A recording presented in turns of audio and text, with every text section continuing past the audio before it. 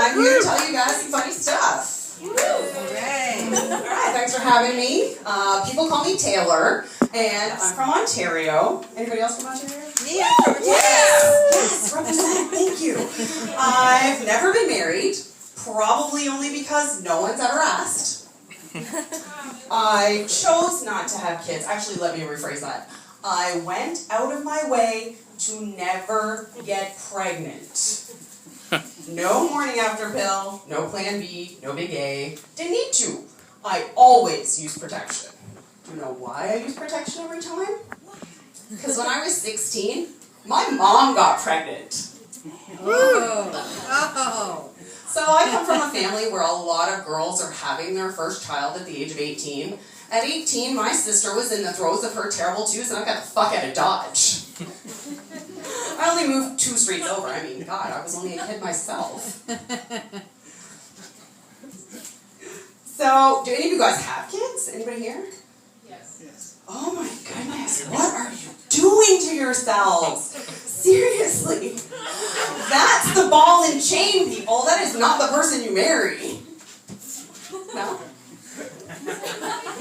Okay, you gotta convince me. Have your pets spayed and neutered, and while you're at it, why not yourself? I had it done. I'm very open about it. I mean, people say to me, oh my God, that's so drastic. Why not have your partner do it? I was like, is this a trick question? Do you know where babies come from? They come from in here, and they come out here. And all this crazy shit happens like up here, and even back there. Know your limits. Play within them. So I discovered New Brunswick when I was actually working for a consulting company in Toronto. They sent me out here for 2 days, and I swear to God, I never wanted to leave. I absolutely fell in love with the East Coast. I'm not kidding you. You guys have so much more to offer out here.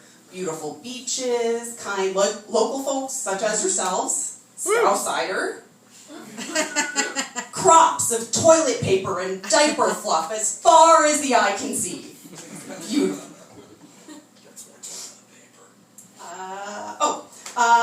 I actually lived within a couple hours drive of half Canada's 15 largest cities. I mean, that's just how I grew up, and honestly, nowhere makes me feel the way you do, New Brunswick. I've been to actually all 15, except for one. Winnipeg? Anybody here from Winnipeg? Anybody ever been to Winnipeg? Yeah.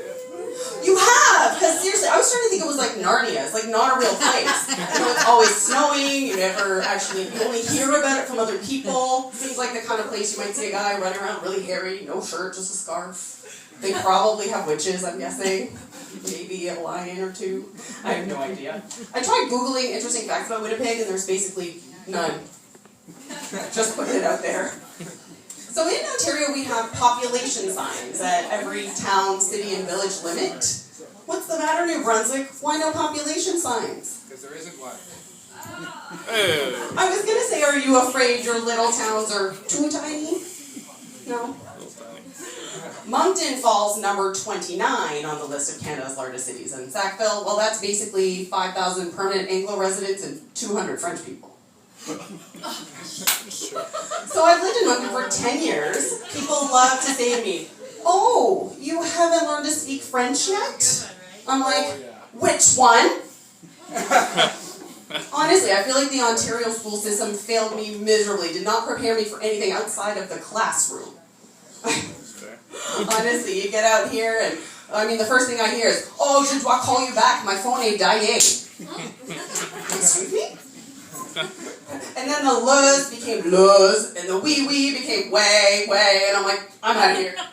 Sí, yo hablo español.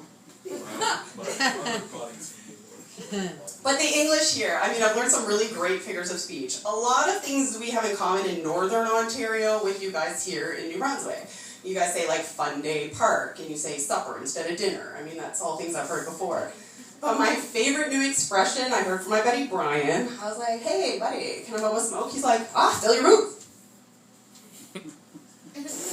Not wearing any, but I really like this idea. The second time I heard it, I was having the best coconut cream pie I've ever had in my life out near Penfield, New Brunswick. And I said to the lady, oh my God, this is so good. She's like, fill your boots. I'm like, fuck me, I got hip waders in the truck.